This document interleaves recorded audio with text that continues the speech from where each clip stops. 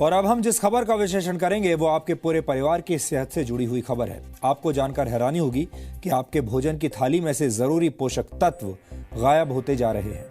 यानी आप जो खाना खा रहे हैं उससे आपका पेट तो भर सकता है लेकिन पोषण नहीं हो सकता।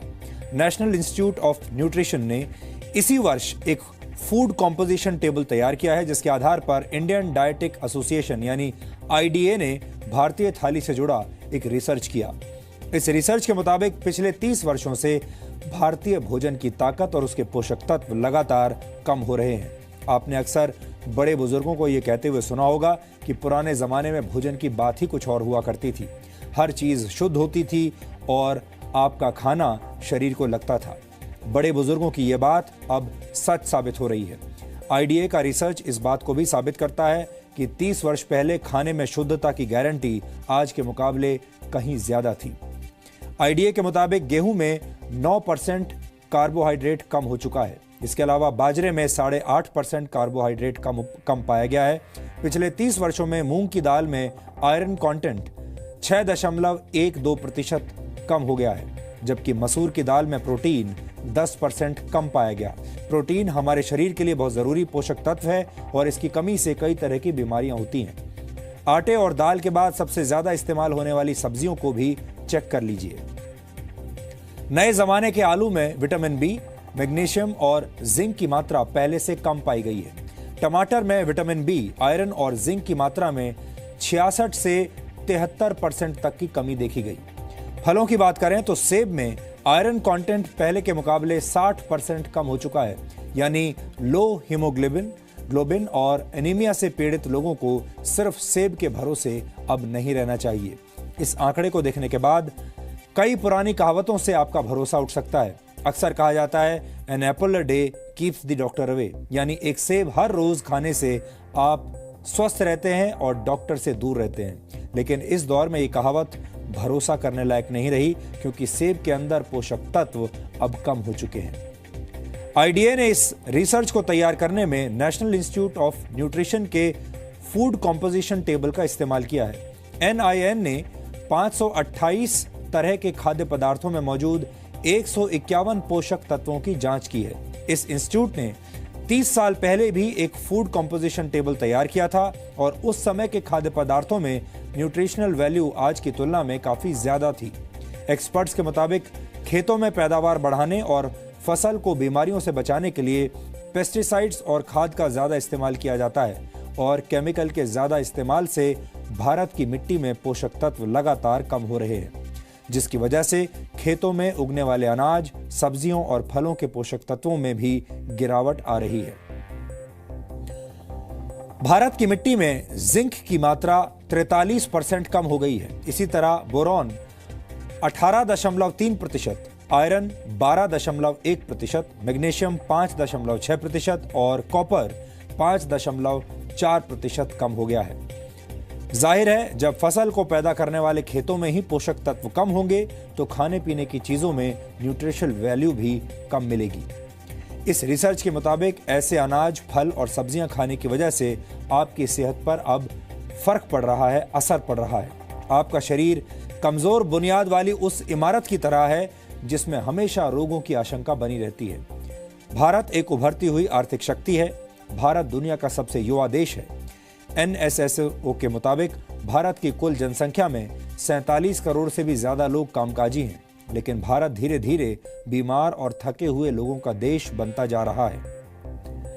दिसंबर 2015 में आई द लैंसेट की एक रिपोर्ट के मुताबिक सेहत के मामले में 5 ब्रिक्स देशों में भारत सबसे नीचे है। ब्रिक्स देशों में भारत के अलावा ब्राजील, रशिया, चीन और साउथ अफ्रीका शामिल है। 2013 में पूरी दुनिया में बीमार लोगों की कुल संख्या में से 20% भारतीय थे। भारत में इस वक्त 7 करोड़ लोग डायबिटीज के शिकार हैं और डायबिटीज का मरीजों की संख्या के मामले में भारत चीन के बाद दूसरे नंबर पर है। वर्ल्ड कांग्रेस ऑफ कार्डियोलॉजी के मुताबिक सन 2020 तक भारत में होने वाली 40% मौतें दिल से संबंधित बीमारियों की वजह से होंगी। भारत में हर 10 में से एक व्यक्ति किडनी की बीमारी से पीड़ित है और ज्यादातर लोगों को इसका पता तब चलता है जब उनकी किडनी 60% तक बेकार हो चुकी होती है। ये सारी बातें सुनकर आप चिंतित जरूर हो रहे होंगे। आप सोच रहे होंगे कि एक तरफ भारत के लोग बीमार हो रहे हैं और दूसरी तरफ हमारे भोजन के अंदर मौजूद पोषक तत्व भी कम हो रहे हैं। ये एक तरह से दोहरी मार है। लेकिन इस विषय पर हमारा आज का वीडियो विश्लेषण देखने के बाद आपको थोड़ा लाभ जरूर मिलेगा और आप ये समझ जाएंगे कि मौजूदा दौर में शरीर में पोषक तत्वों की कमी को कैसे पूरा किया जा सकता है। हर वो चीज जो चमकती है सोना हो ये जरूरी नहीं है। आपकी खाने की थाली पोषक तत्वों के मामले में आपको धोखा दे रही है तो ये भी हो सकता है कि चमकता हुआ टमाटर, चमकती हुई सब्जियां भी आपकी सेहत पर भारी पड़ रही हों। वैज्ञानिक चेतावनी दे रहे हैं कि मार्केट में अगर आपको टमाटर ज्यादा चमकता हुआ नजर आए तो बहुत मुमकिन है कि ये हाइब्रिड फार्मिंग के नाम पर केमिकल्स और आर्टिफिशियल वैक्स की देन हो।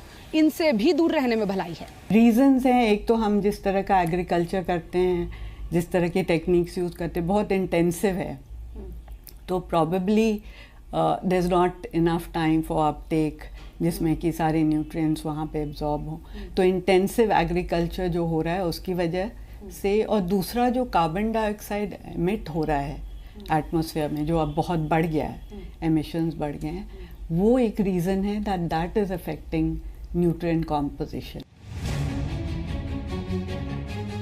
ये सब सवाल खड़े हुए हैं इंडियन डाइटेटिक एसोसिएशन के आकलन से। दरअसल नेशनल इंस्टीट्यूट ऑफ न्यूट्रिशन ने 2017 के लिए फूड कॉम्पोजिशन टेबल जारी किया है। ये टेबल हमारे देश में अनाज, फल, सब्जी, इन सब में पोषक तत्वों की मात्रा का सूचकांक है। यानी एक रोटी में कितनी कैलोरी, दाल में कितना प्रोटीन और फलों में कितना विटामिन पाया जाता है, इन सब को जांचने का आधार यही आंकड़े हैं। नेशनल इंस्टीट्यूट ऑफ न्यूट्रिशन ने इससे 30 साल पहले ऐसा एक टेबल जारी किया था। इंडियन डाइटेटिक एसोसिएशन ने जब 30 सालों में आए अंतर का आकलन किया तो पाया कि खाने से पोषक तत्व यानी न्यूट्रिएंट्स गायब हो रहे हैं। ये हर चीज़ का अलग अलग जैसे देखा गया है, और बहुत जनरलाइज करना अभी मेरे लिए ठीक नहीं रहेगा, क्योंकि ये जो NIN ने अपनी फूड कॉम्पोजिशन टेबल्स 2017 में निकाली है, तो उस पर अभी भी लोग उसको देख रहे हैं, समझ रहे हैं और उसको पूरी तरह ये एब्जॉर्ब करने की कोशिश कर रहे हैं। तो उसमें जनरली ट्रेंड्स देखा गया है, जैसे दालों में भी प्रोटीन की मात्रा थोड़ी कम हुई है,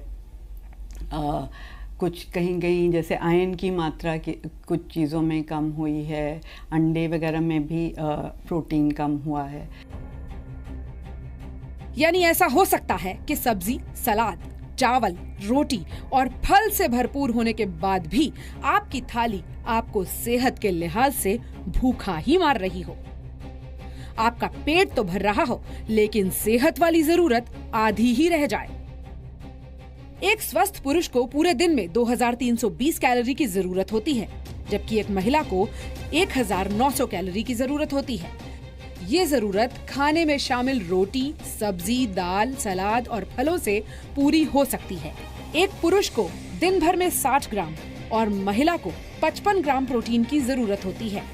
इसके अलावा कैल्शियम की जरूरत 600 मिलीग्राम होती है, जबकि महिलाओं को पुरुषों की तुलना में ज्यादा आयरन की जरूरत होती है।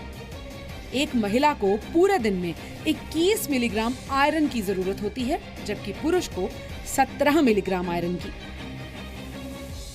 लेकिन अगर अब आप ये सोचकर कंफ्यूज हो रहे हैं कि आपको कैसे पता चलेगा कि जो खाया वो तन के साथ साथ मन को यानी सेहत को भी लगा या नहीं लगा, तो जानकार ये सलाह देते हैं कि अपने खाने में सेहतमंद चीजों की वैरायटी लाएं। वैरायटी डाइट में लेनी चाहिए।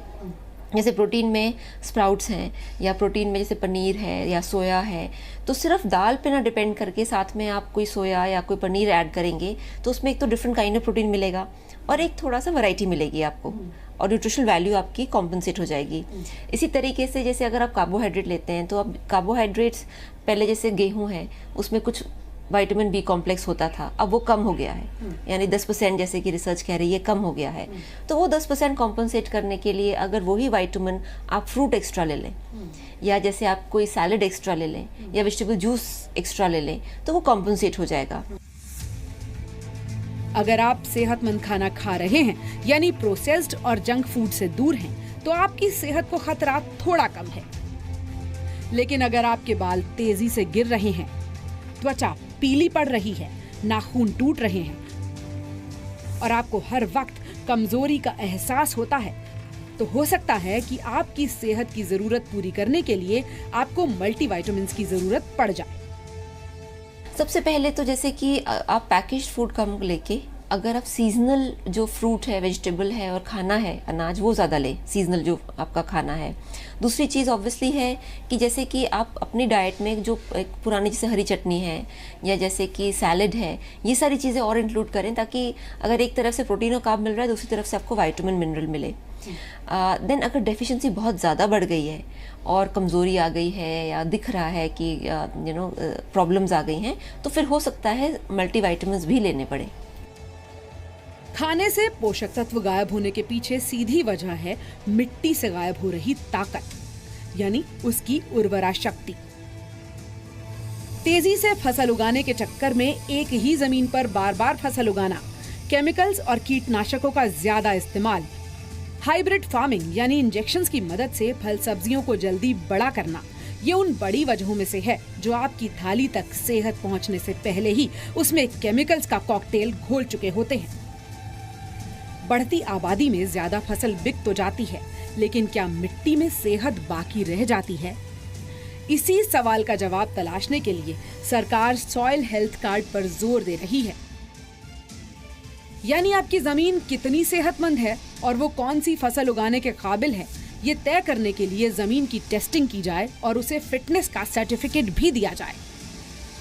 यही पैमाना ये तय कर सकता है कि हम आप तक पहुंचने वाले फल, सब्जी और अनाज कितने सेहतमंद होंगे।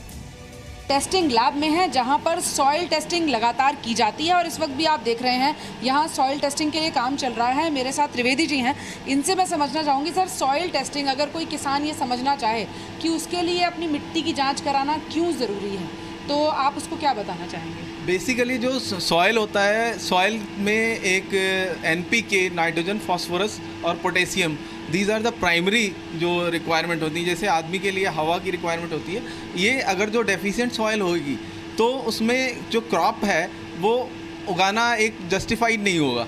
तो इसके लिए प्राइमरी जो नाइट्रोजन, फास्फोरस, पोटेशियम, इन्हें तो टेस्ट कराना ही कराना है, उनका लेवल्स आपको टेस्ट कराना है, टेस्टिंग है, और ये 2 से 3 दिन में आराम से टेस्ट हो जाते हैं। किसान को इससे क्या फ़ायदा होता है? देखिए, किसान का बेसिक एम होता है यील्ड।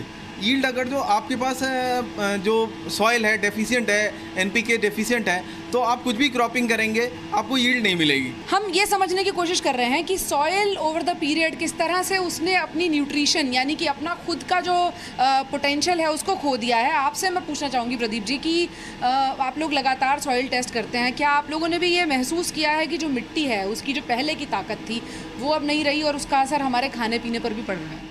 आजकल जो नॉर्मल है, चाहता है किसान बहुत कम समय में जल्दी से जल्दी अच्छी पैदावार हो और अच्छी पैदावार होने के बाद में वो हम मार्केट में अच्छे दाम मिल सके। लेकिन उसमें क्या है, उसमें एक तो अपने टाइमिंग जो होती है वो फसल की टाइमिंग को कम करता जा रहा है, और जो उसमें जैविक खाद है उसको हटा के उसमें जो रासायनिक खाद वगैरह जो उर्वरक हैं उनको इस्तेमाल कर रहा है, जैसे कि DAP, यूरिया वगैरह जो हम इस्तेमाल कर रहे हैं।